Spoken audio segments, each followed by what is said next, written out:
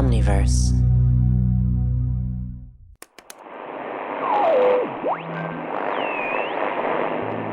The Call of Cthulhu Mystery Program is for mature audiences only.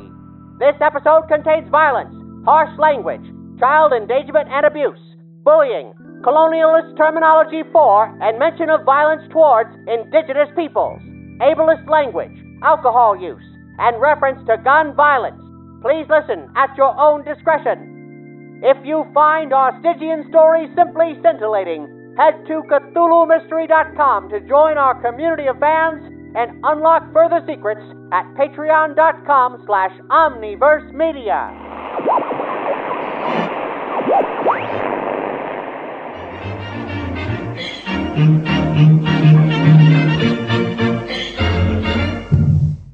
All night long you'll hear this song on your radio. That's, of course, the Vodo-Dodio Blues. And if you don't like it, you can indeed load up your 44, but do kindly use it to blast that radio, rather than storming on down to good old WIS to give me the business. Don't shoot the messenger, as they say.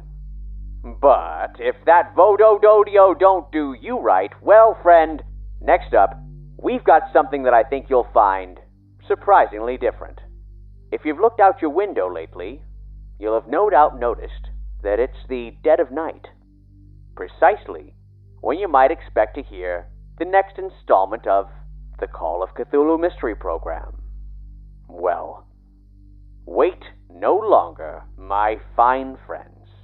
It's with great pleasure that we here at WIS debut an all-new installment in this anthology series that, in the tradition of this peculiar program, is an adventure completely unlike anything you've heard before. New stories, new characters, same unfathomable chasm of horror and hilarity. Did you miss us? We missed you. For those of you unfamiliar, here's what you should know about the Call of Cthulhu Mystery Program. In this show, our cast actually lives the terror. This is an improvised audio drama where anything can happen, and these poor souls never know what's going to hit them. We use Chaosium's Call of Cthulhu tabletop role-playing game to weave these uncanny stories. But the word game is something of a misnomer. You see, this is so much more than a game. Our players are our writers, too. They set the pace for the visceral scenes you're about to hear. These adventures are recorded live and then dynamically embellished with additional story content and cinematic soundscapes by our crack team of technicians and musicians. In fact, in this installment of our show, we're upping the ante on our audio design. You might feel like you're actually in the room as these horrible things happen. Please keep in mind that these are dark tales, so do heed each episode's content warnings.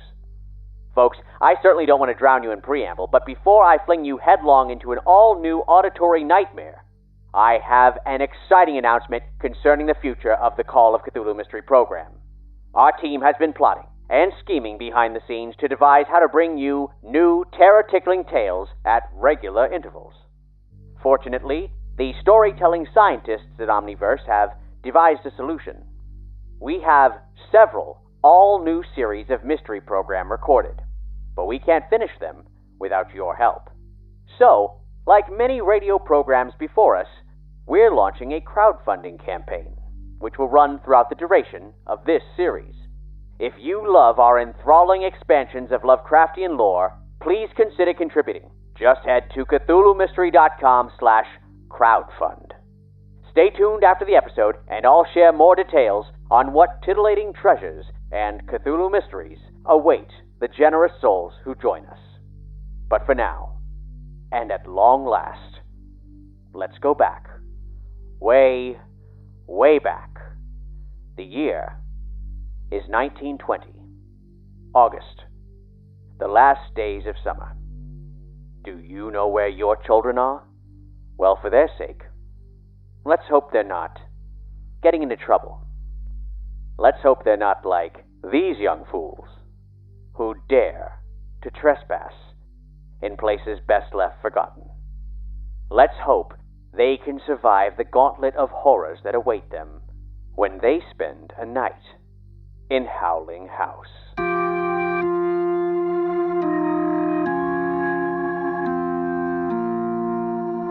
Do you hear that? In the cruel blackness of night, an unknowable evil from beyond time cries out. What dark deeds unfold on the streets of Arkham, and which unwitting souls, innocent or impure, will succumb to the maddening call, the call of Cthulhu. Expurgo Cleaning Powder brings you part 1 of the Call of Cthulhu Mystery Program Night at Howling House. Tonight's chilling chapter, The Dare. Are you haunted by the phantom of filth? Do you dread dark corners and dusty spaces engulfed with goop and grime? Does a sour scent slink into your snods like a sickening specter assailing your senses? Say, be gone to those foul spirits and awful apparitions. Help is here. Simply exclaim, Expurgo! Devilish dirt belongs in Beelzebub's boudoir, not your sanctum sanctorum. Turn your haunted mansion into a delightful and dazzling domicile and never again fall prey to the poltergeist of putrescence. Purify your palace with the patented potency and cleansing power of Expurgo Cleaning Powder. And now our primary presentation.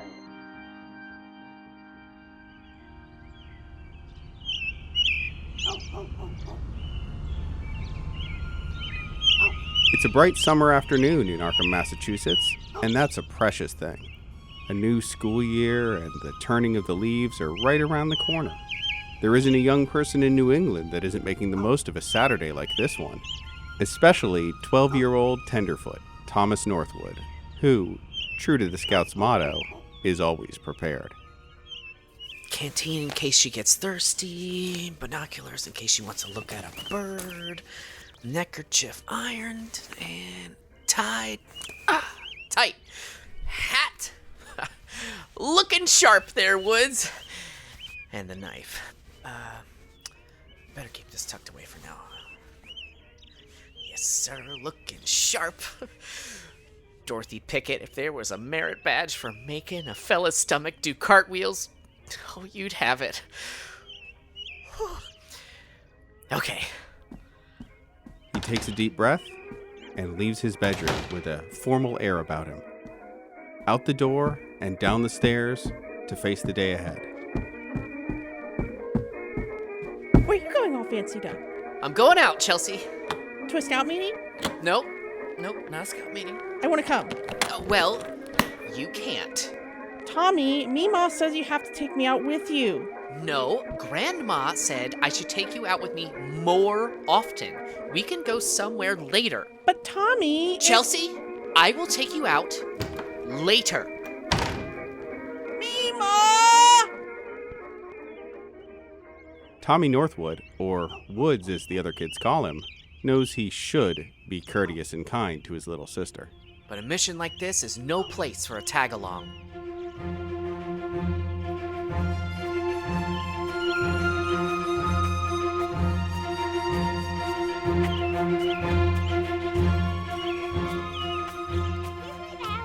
Here's my ballot first. Now, citizens, one at a time, please. Let's use some decorum. I know you're excited to vote. Let's see here.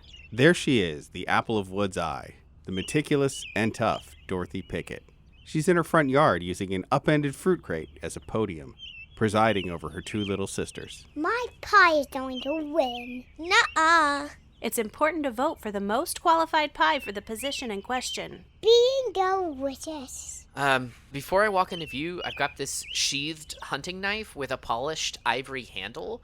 I'm gonna fix it to my belt. Okay. The votes have been tallied. The competition was fierce. It's my honor to announce that rhubarb has been elected best pie in Arkham. Peach, cherry, and apple, better luck next time. The people have decided. No fair. I voted for cherry. I'm sorry, Dot. Sometimes the person you vote for doesn't win. But I voted for cherry. Next time we vote on which circus animal? Maybe next time pies are up for election, you could join Cherry's campaign. Millie, which circus animal what? What circus animal is the president? Huh. Hi, Dorothy. Oh, hi, Woods. Are you a policeman? I'm a Boy Scout. I vote you are a policeman. We're playing votes. I voted the election and now my cat Chester the senator. Is that a fact? The importance of the 19th Amendment is lost on them, but they were excited. I thought the least I could do is encourage their sense of civic duty. Plus, it helps with their reading. Congratulations on that, by the way. I've always believed that women deserve the same rights as men. You're looking very formal. Just wearing my standard uniform as per regulation. I actually wanted to see if you were... Okay, citizens, here are your ballots. Now, be sure to vote someplace private so no one else can see. In fact, you should go into the house to vote. Okay. And remember to sound out the letters. Let's go over to the apple tree. Woods, Dorothy's attention has turned to you entirely. She starts walking to a tree in a more secluded corner of the yard. Gosh. Okay, I'm following. You're so distracted that you fail to notice the eyes of someone watching you. It's really admirable that you're assisting your sister's education like that. Women have to look out for each other. You should bring Chelsea over sometime. The girls could play together. Sure. Is that a first aid merit badge? That's the safety first badge, actually, and that's why it's got the green cross. First aid is red. I'm still studying for that. But Scoutmaster Danvers said that he's never seen a scout earn 2 badges so quickly, and soon this sleeve is going to be covered in badges. What's the one with the drafting dividers? Oh, that's craftsmanship. There are several focuses to choose from. I got mine in wood carving. Actually, I wanted to show you this. And I unclasp and unsheath the knife. The light through the leaves catches on the blade. It's a beautiful piece, aged but clearly well kept. Can I touch it? If you want, but be sure to use the proper handling safety. I take it out and hold the sheath in my left hand and the blade in my right so that she's not going to accidentally cut herself. She carefully and purposefully takes the knife from you, Woods. Oh, it's heavier than it looks. Well, it's for skinning wild game and just about anything else you'd need on the trail. Dorothy, this isn't the appropriate knife for it, but I was thinking that maybe I could carve your name on this tree. Well, maybe I could carve yours. There's a sudden rustling in the bushes. It's so close you don't have time to react. What a lovely scene. Mind if I cut in? I deftly take the knife from dear little Dorothy's hand, grabbing her wrist so she lets go easy. Standing between the two of you, now brandishing that hunting knife, is Roger Simmons, a lanky 14-year-old ruffian with slicked back hair and a menacing smile. The biggest bully you know. I flash that menacing smile and look Woods dead in the eye. Nice knife. Give it back, Roger! I'm going to try and grab it from him. Roll dexterity. 83 over my 65. I fail. Nuh-uh. I saw that coming a mile away, and I casually lift the knife over my head.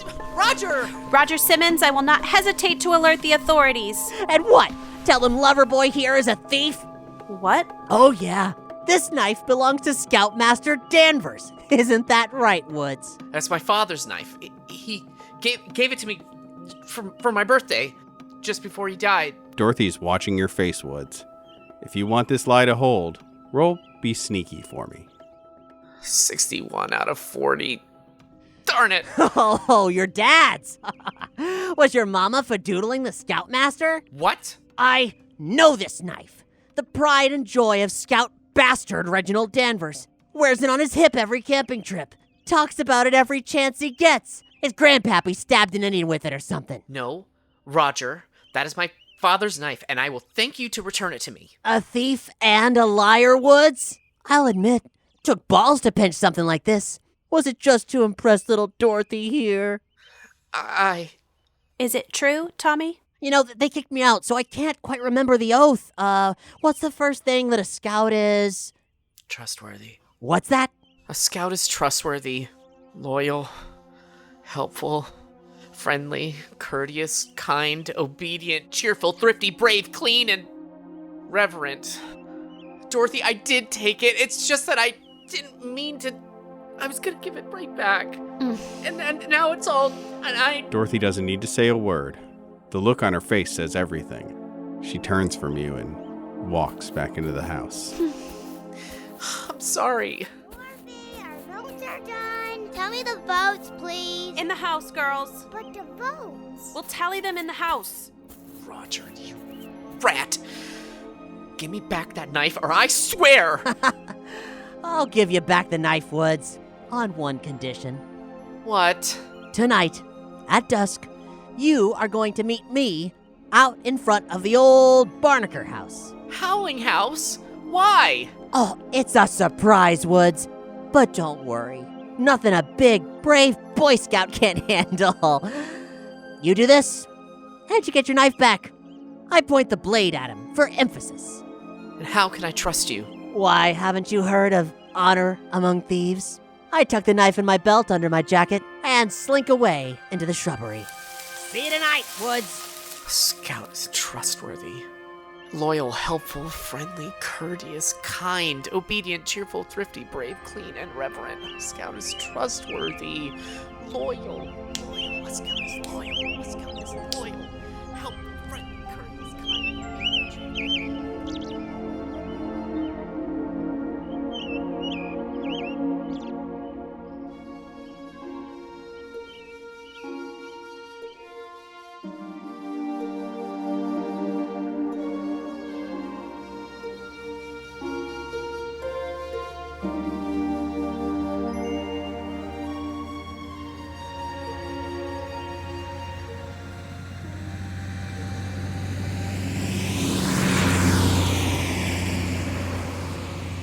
The day isn't getting any longer, so I'm meeting up with my protégé, Joey Davenport. A troublemaker in the making. A bright young man with an incredible future in the illicit arts. You're strolling along West Washington Street. It's a quiet enough neighborhood, and you're minding your own business on the way to Joey's. But there's a Model T with the top down, coming down the other side of the road. You don't think much of it, but then... Roger! Roger! It peels sharply into a U-turn. It's your older brother, Ace. Step brother. What do you want, Ace? Shit! Where the Where have you been? Mother's been worrying herself sick over you. Please. She's been sick since the Krauts blew Nikki to pieces. You bastard! Ace backhands you across your face. I take it, and I smile. He hits you hard enough to break the skin on your inner lip, and a sour taste runs across your tongue. I ain't even that bitch's son. What's it matter if I come or go? Slaps you again. After all she's done for you. It feels like your insides are quivering. I guess that makes you a son of a bitch, Ace. Get in the car. I stare him down. I said get in the damn car! Roger, Ace is gonna pick you up and throw you in the back of that car. I rolled a dodge. 51 over 50. Fuck me. Yeah, he's much bigger than you, and in an instant he's got you by the back of your shirt and the seat of your pants. Let go! And he hurls you into the back of the Model T.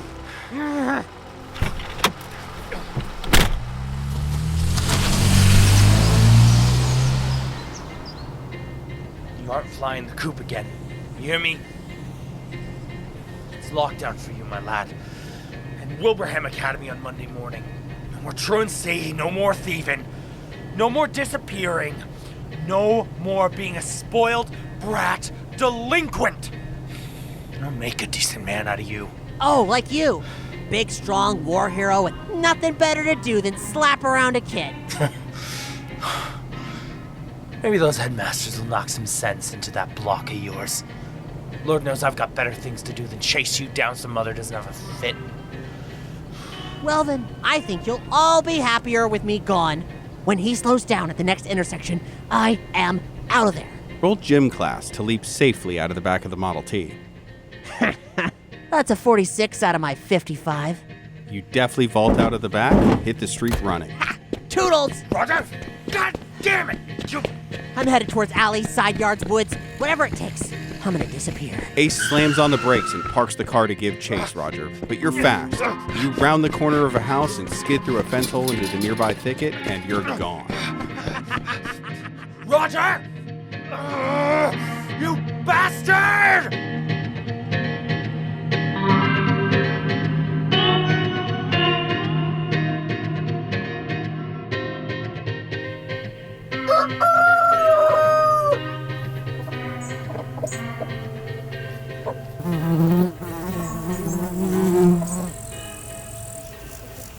The afternoon light is fading closer and closer to dusk, and the appointment at Howling House.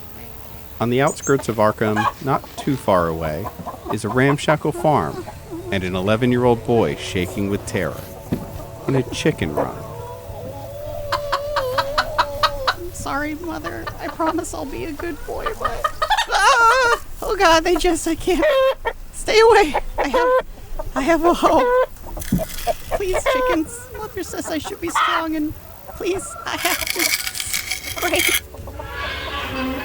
Boy! No. You haven't done a thing! I'm so sorry, Father. I'm so sorry. They came for me, and... No. You little coward. I am a little coward. Whatever you want me to be, Daddy, I will be that. Then why aren't these chicken coops clean? Why aren't you sharp-minded or dead in the damn ground? Please, Father, I'll be good. Oh, God! You take the Lord's name in vain? No, sir. I took him nowhere. The Lord, he's in me. He goes where I go, Father. You aren't a fitting vessel. You know what you are. Yes, Father, I do. Say it. I'm filthy dirt. I am a dirt man. I am a man made of dirt. I am but a boy made of dirt, not a man. You're nothing. And you haven't done anything, so you won't get anything. No supper for you. Yes, sir. Practically night already, and the damn coops aren't even clean. I'm so sorry, Father. Get out of my sight! Very well. I will partake in fun with my friends now. You haven't got any friends. That is true. I have no friends. I am he who is empty inside, but full of the things that insects crawl around in. I will go now, Father.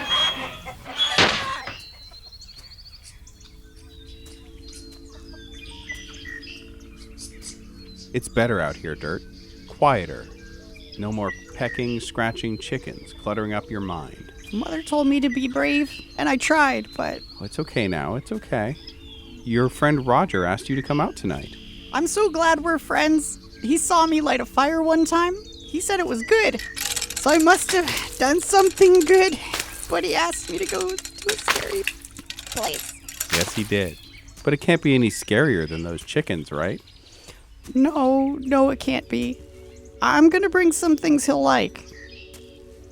I go to a spot at the back of the house, the screen under the house that lifts up, and reach around, and I take out my slingshot and my magic box. It's an old worn tinderbox covered in crude drawings.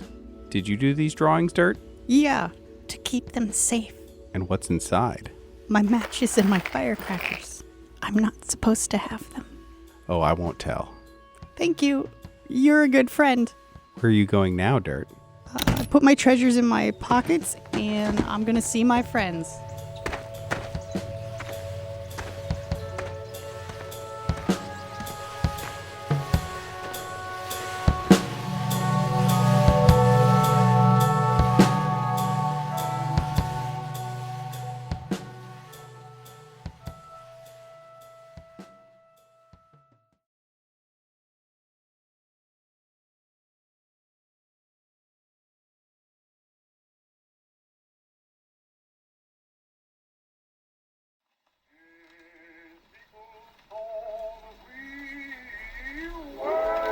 Meanwhile, back in town, we turn our attention to the Davenport household.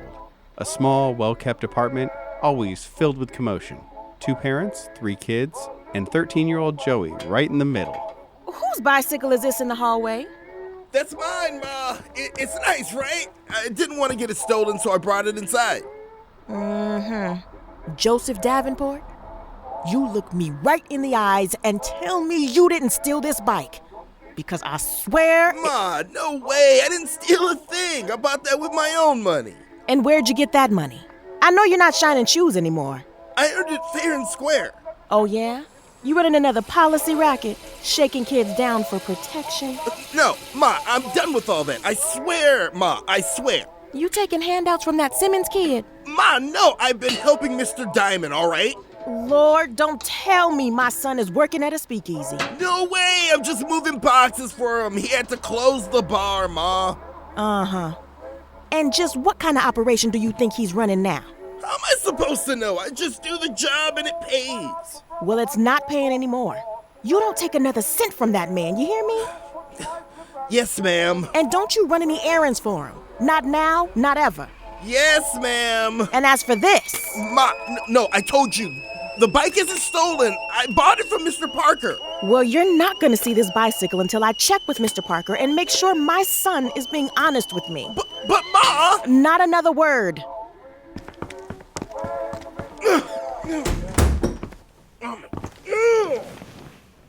Leaves me. You got in trouble? Even when I'm not doing anything, I'm in trouble. You're always doing something. And you're always not minding your own business. If I hadn't have brought the bike in the hall, she wouldn't have even noticed. Huh? Joey, someone's throwing pebbles at your window. I'm gonna walk over and see what's up. You open the window, and out in the alley is your friend, Roger Simmons. He's straddling a bicycle. Roger, where have you been, man? I had another pebble ready to go, so I'd throw it at his face anyway. Ah! God! Saddle up, Joey! Mayhem awaits! Who's Mayhem? Is he new? Is that a new guy? Just get your butt down here! I throw another pebble at him. Ah! All right. Mama's gonna be mad if she finds out you're running off with that white boy again. Well, you tell Ma, and that candy supply of yours is gonna dry up. Stool pigeon ain't gonna sing if she's got that bird seed. Atta girl. Down in the alley, Roger. Joey's come out, but he doesn't have a bike. Where's that new bike of yours? My mom didn't believe me that I bought it, so she took it. Wait, that's not your bike. It is now. I pinched it on my way here. Go get the damn bike. Time's a-wasting. And I've put together an evening of activities. I can't, Roger. It's locked up, man. Let me ride on your handlebars. Hell no. Steal your own bike. It's no big deal, man. Remember that time we booked it after we crashed Danny's birthday party? Was it a good time? Did we have a good time? Did we get together and have a good time on the bike? If you think for a second that I'm hauling your ass around again... Roger, it's getting late, and thanks to Ace, you're already behind schedule. What's more, the wind is picking up, and there are clouds on the horizon. Get on. But this ain't happening again. Let's go! Come on, let's go! Come on, Roger, let's go! Easy for you to say. So what's the plan, Roger? We're gonna have us a little party at the old Barnaker house. And make the night a living hell for our two favorite saps, Dirt and Woods. How'd you rope them in? Oh, I've got something on that goody two-shoes Boy Scout. He's not as clean as he makes himself out to be. And Dirt? That little pushover was excited. There's not a single human being asking to get his face punched in more than him. And he'll kiss my ass while I'm doing it. The mechanics of that doesn't really work out, boss. Whatever. Just get ready, because we're going to have ourselves a feast of torment. Already ate. Yeah, let's mess them up.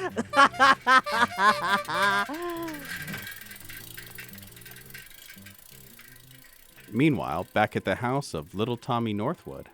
Okay, I've got my pocket knife, my BB gun, trail mix, canteen, first aid kit, and operational flashlight. This is a fine mess you've gotten yourself into, Woods, but you're gonna make it right. You're gonna make it right.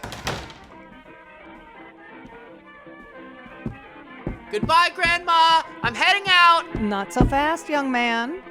I believe you have a promise to keep. Woods, you turn around, and there beside the staircase is your grandmother, looking kindly but stern. Next to her is your adorable 8-year-old sister, Chelsea. Grandma, please. It's the last weekend before school starts, and I'm gonna be with the guys. I can't take Chelsea. Not tonight. You can and you will, young man. Oh, Charlie should come too. A real quick run to my room to get my stuffed horse. Charlie. I just don't think Chelsea will have a good time, and we might be out really late. Then don't stay out late. Come back home when your sister's tired. And if the boys get too rowdy, ask them kindly to stop. And if they don't, you leave. But Grandma! No buts, Thomas. She needs more time outside the house. You know how she is. Woods, your grandmother sits down in the chair next to you and compassionately looks you in the eyes. I need your help, honey. I'm not as young as I used to be. And I know you must miss your mother and father as much as I do. Just think of Chelsea. Think about how much she must be hurting. Grandma, She needs her brother. She needs someone to watch out for her. She's got more energy than I can manage. And besides, you made a promise. Of course. A scout is trustworthy, loyal, helpful, friendly, courteous, kind, obedient, cheerful, thrifty, brave, clean, and reverent. Good boy. Charlie is excited to go out. He's got a saddle on and everything. You're such a handsome horse, Charlie. He says, "Thank you." You two have fun. Don't stay out too late. All right. Come on, Chelsea. Hold on. I need hug Meemaw. Thank you, honey. You and Charlie have a great time. You take care of both of them now, Tommy. Absolutely. I will take care of Charlie the horse and Chelsea, my sister. All right. Come on, Chelsea. I take hold of Chelsea's hand. Goodbye, Grandma. Bye, Meemaw. Have fun. Okay, Chelsea, here's the thing. Could you just not talk the entire time that we're out? Could you just be my silent sister? Could you just do that for me once? Is Dorothy gonna be there? No. Is Dorothy one of the guys? No. No, she is not. And she will not be there. But you love her. We're not talking about her, and we're not talking about me. We're talking about you and how I am kindly asking you to please be quiet tonight, because this isn't something where someone should have their little sister tagging along. Well, I think that's rude. Well, I'm sorry, but that's how it is. And not only are you not going to talk, but I need you to understand that whatever happens tonight, you are not going to talk about that either. Why? Well, we're going to meet up with this guy, Roger, and he's a little rough around the edges, but he's okay, and he makes a lot of jokes, and maybe they're a little off color. Things that little girls, little sisters shouldn't hear. Well, if little girls don't want to hear them, then I don't want to hear them. Oh, that's great. You can turn around and go home right now. Take Charlie. Nuh-uh. Chelsea, please. Nuh-uh. Please. I hold up Charlie in front of my face to make him talk. I say thee nay. While the Northwood siblings make their way down the quiet, dimming lane, one of Roger's esteemed guests has already arrived at the Barnaker house. Dirt stands in an unlit street, bathed in eerie magenta twilight, as the sunlight meets the dark purple of the stormy night creeping in from the east. Hello? There's no reply, Dirt, just the whispering of the trees. Tell me your secrets. The Barnaker house, or Howling House as it's come to be called, is out on Hill Street, far on the edges of Uptown, in the relative outskirts of Arkham. The neighborhood is quite old, so old that most of the houses along this unpaved road are without electricity, gas, or town water.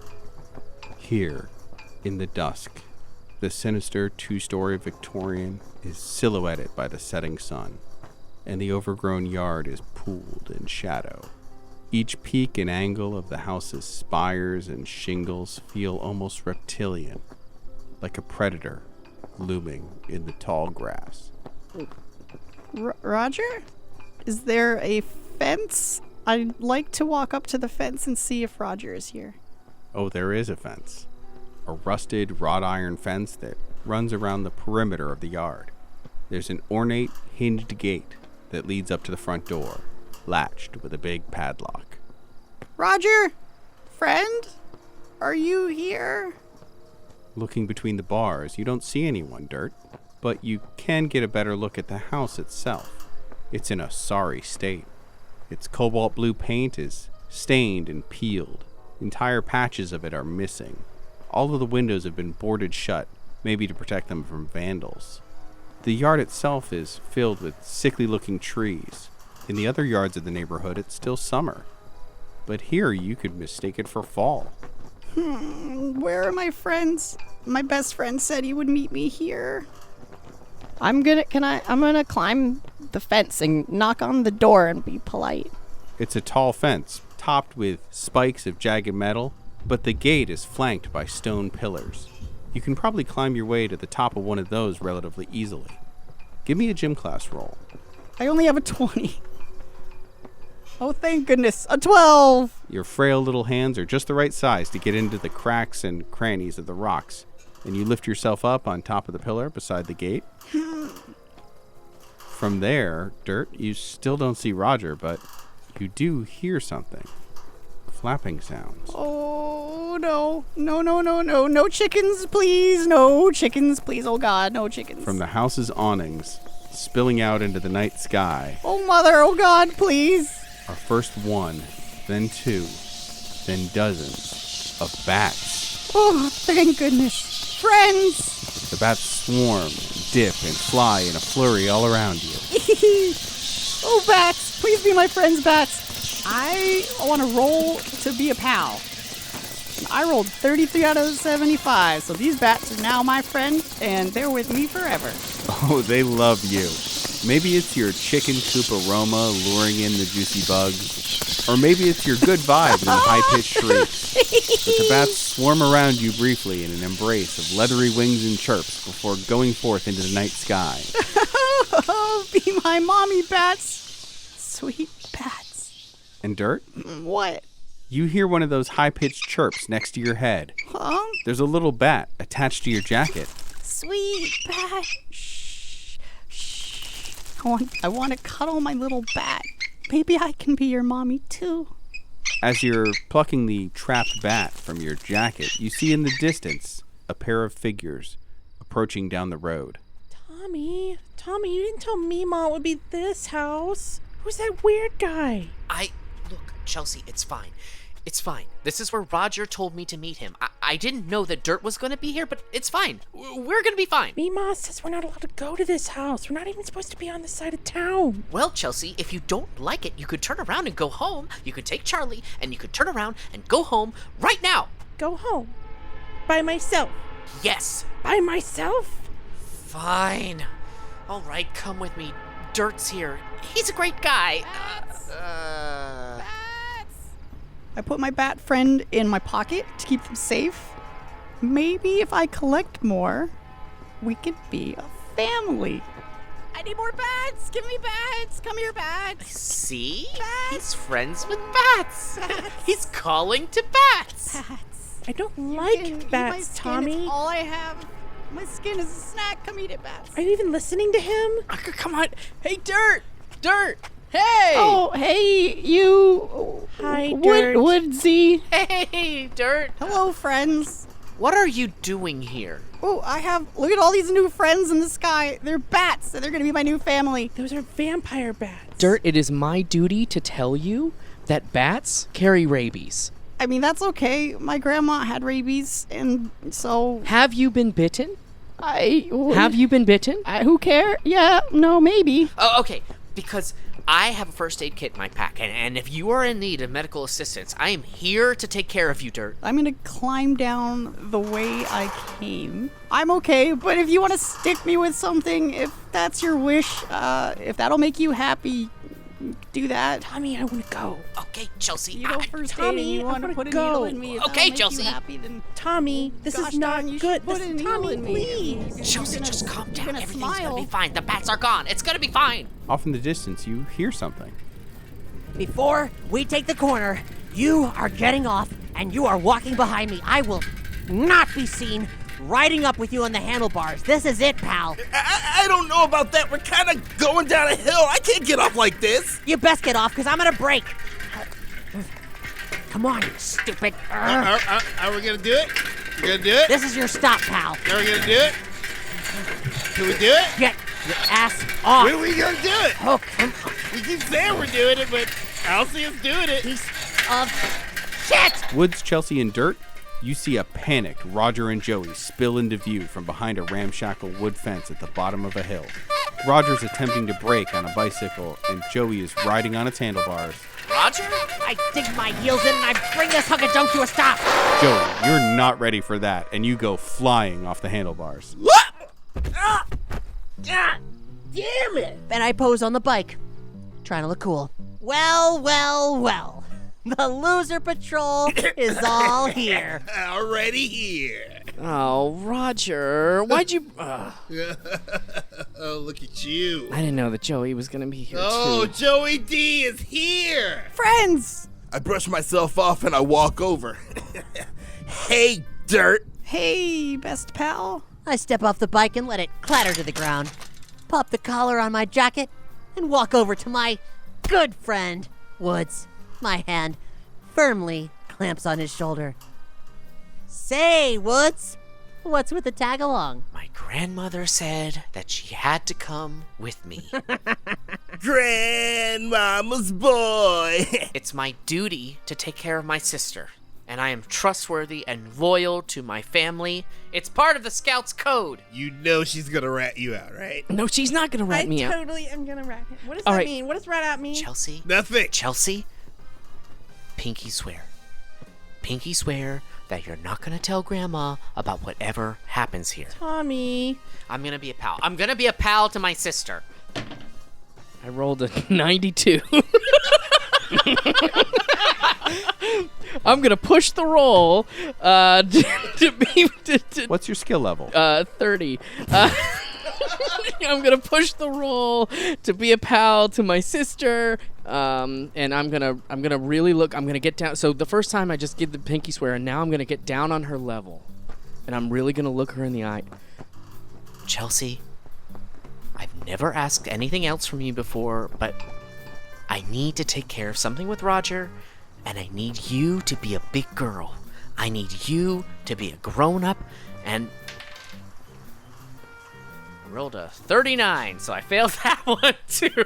With your utter sincerity, I'm going to give you a bonus die. Roll an extra tens place. Take the better. So 19. Chelsea, you think maybe you're going to give him the benefit of the doubt. Your brother, he's brought you all the way out here into this strange situation, and he's trusting you to be brave, so maybe you can impress him. Maybe Grandma doesn't need to know about this. What are you gonna give me? I am going to give you all of my Halloween candy. Deal. Okay. Oh man, that is the worst deal ever! It's not even Halloween yet! You don't even know how much candy you're gonna get! Shut up! It's my little sister! It's my little sister! Whatever, dude. It's my little sister. I have to get something from Chelsea. I have to get something from Roger. It is extremely important that I get this thing from I'm Roger. gonna be a big girl, and we made a deal. I trust you, Tommy. Oh, yeah. This Boy Scout here is so good and faithful and kind. So trustworthy. Never a thief. No. Never him. Oh, no. Tommy's not a thief. What are you talking about? Of course not. I've been down to eye level with Shortstop here. And what's your name? He just said it. It's Chelsea. I wasn't paying attention. Now, Chelsea, I had my reservations about you coming along for this important mission. But you know what? I'm really glad you're here. This is perfect, because we need 5 people to go into this house and spend the night. Because when school starts on Monday, we're all gonna be crowned kings, and you're gonna be crowned queen. No one's ever conquered Howling House before, and it's gonna be us. It's gonna be us, guys. And if we all die, it's gonna be your fault. We'll be dead. Who cares? Jeepers, Roger! This is insane. I can't stay the whole night. No. What's insane? Oh, as if a true blue Boy Scout pinched a knife from his okay, master. Roger. That would be insane. Roger! Right? That'd be crazy. Let's keep this between us. A gentleman's agreement. What is he talking about? Nothing. Oh, just He's a not- hypothetical. He's not talking about anything. I'm just saying if he's all the scout he thinks he is, then this should be no problem for him. All right, Roger. At the end of the night, you and me, we're gonna have a conversation. We're gonna have words after this is over. You know, there used to be this family that lived in this house, and the family had a dad, and the dad met a witch, and the witch put a spell on the dad, so he chopped the family up. And then he sold his family for meat. That's what my neighbor Sophie told me, and she wouldn't let me play with her horse. No, that's not it. What I heard was there was an old ghost lady with a lantern walking around weeping all the time. No, he sold his family for meat. That's what Sophie. That's not what I heard. That's not what I heard. When I was at camp last month, my camp counselor told me that a little girl died in that house. What do you mean, a little girl? The Briggs girl died, and a little girl died, Chelsea, in that house, and her ghost is still in there, crying. That's why it's called the Howling House, because of all the terrible noises that come out of it. And maybe this little girl should go home, or you'll be trapped howling in there too. Alone? Alone. In the house. Howling. Forever. That's not what I mean. You want me to walk home alone. It's not that far, Chelsea. It's still light out. And as you say that, a gust of wind kicks up dirt along the road. That storm that was coming, it's almost here. I lick my finger and test the wind. I'm gonna roll nature to, I want to see how quickly the storm will, okay. I rolled a 33, my skill is 80. Oh, this storm is coming on fast. You've only got a few minutes until the rain starts. And from the chill wind blowing, it's going to be a doozy. Okay, everyone, there is a storm coming in and we need to seek appropriate shelter. And if we're going to do this, we have to do this now.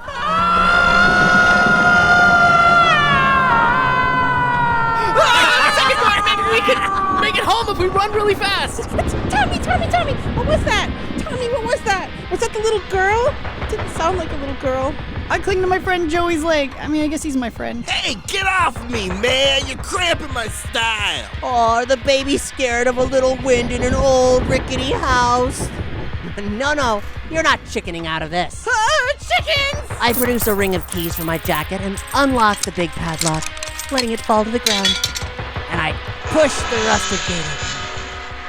Viola! Welcome, lady and gentlemen, to the most unforgettable night of your lives. Welcome to Howling House.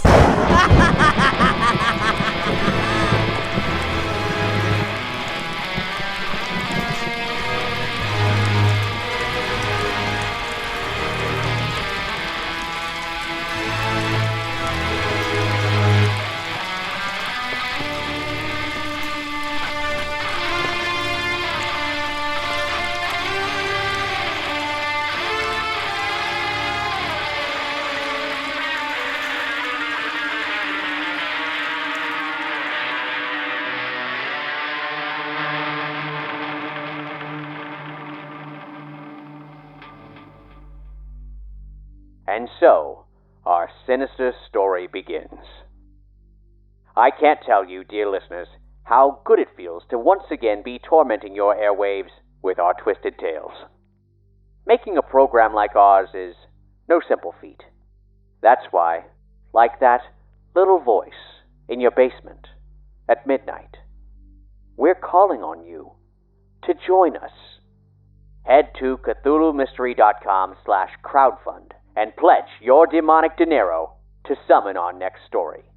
It's called The Case of the Penumbral Gate, and it's our biggest adventure to date, in which two down-on-their-luck Bureau of Investigation agents find themselves in Arkham. And, as we all know, once you start snooping around in that town, you don't get the dirt. The dirt gets you. Their paths collide with occultist investigators Estelle Thorpe and Anjana Ramakrishnan. And then, well, even your wildest imaginings won't prepare you for what comes next. The Case of the Penumbral Gate's tabletop session has been recorded, but that's the easy part. We'll need your help to complete post-production, with voice actors, music, and all the ominous bells and atonal whistles that you've come to expect from our program. In return for your generous contribution, not only will you get new episodes of this superb horror podcast, but we've got many rewards in store. For instance, we're turning Keeper Luke Stram's original Call of Cthulhu scenarios into illustrated and expanded role-playing materials, so you and your friends can not only hear the maddening call, but answer it as well in your own tabletop games. Looking for something even more unique and extravagant? We're making sets of wooden fish coins to reward all those investigatory overachievers. You can also summon Estelle Thorpe for a seance, or unpack your very own uncanny ephemera when we send you a real-life Lot X. Much more info awaits you at CthulhuMystery.com/crowdfund. Now, how about something upbeat to shake off all that ominous thunderstorm blues? This is a pretty ditty by Tierney Tuff, a tale of being all cooped up alone in an apartment and the mischief that a meandering mind makes.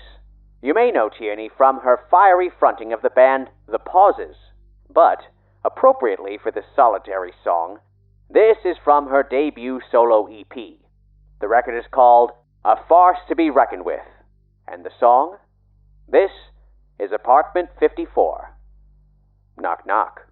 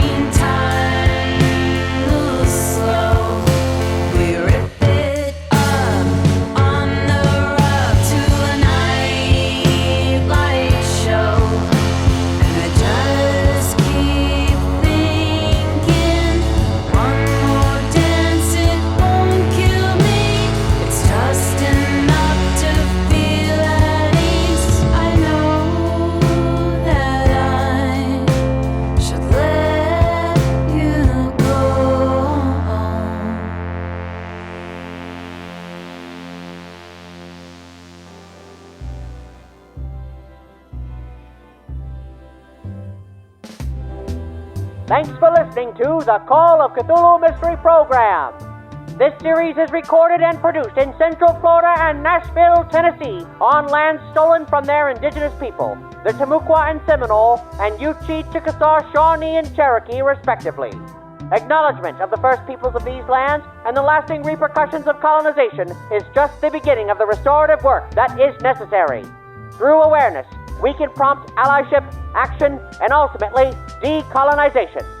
For links to aid indigenous efforts and to learn more about the First Nations of the land where you live, visit CthulhuMystery.com/landback. If you enjoy our podcast broadcast, please rate and review us on Apple Podcasts or Podchaser. And be sure to subscribe to our series via your favorite podcast player to get all the latest episodes. Episode 1, The Dare, was written and performed by Luke Stram, Kat Flackard, Chris LeBrain, Manda Bruno, Brandon Gerson, and Colin Peterson, with additional scripting and story editing by Kat Flackard and performances by Ebony Ellington, Alicia Fuss, Sawyer Green, Zachary Forteas-Gom, Abigail, Danny, Jonathan West, and Cynthia Beckett. Editing and mastering is by executive producers Colin Peterson and Kat Flackard, with additional editing by Ricardo Lugo. It's produced by John Sebastian Laval, and Jessica Mudd is associate producer. Our original score is composed and performed by Ryan McQuinn and Mike McQuinn of Neon Dolphin. Home for all your custom music needs and more, neondolphinmusic.com. The Call of Cthulhu Mystery Program is proudly played using Chaosium's Call of Cthulhu 7th Edition. Night at Howling House is based on The Dare, a scenario by Kevin Ross, with revisions by Brett Kramer, published by Sentinel Hill Press. For full episode credits, transcripts, as well as character sheets and other supplemental material, visit CthulhuMystery.com. This podcast would not be possible without the support of listeners like you and our incredible team of Patreon producers. Joe Tank Ricciardelli, Miona MK86, Sean Hutchinson, Sean T. Red, Josh King, and Patrick Webster. And our executive Patreon producers, Big Bad Shadow Man, Marcus Larson, Jamieson Malone, and Becky Scott Fairley. Join the team at patreon.com/omniversemedia. All characters appearing are fictitious, and any resemblances to persons living or dead is purely coincidental. This has been the Call of Cthulhu Mystery Program.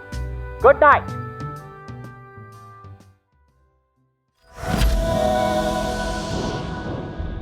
Omniverse.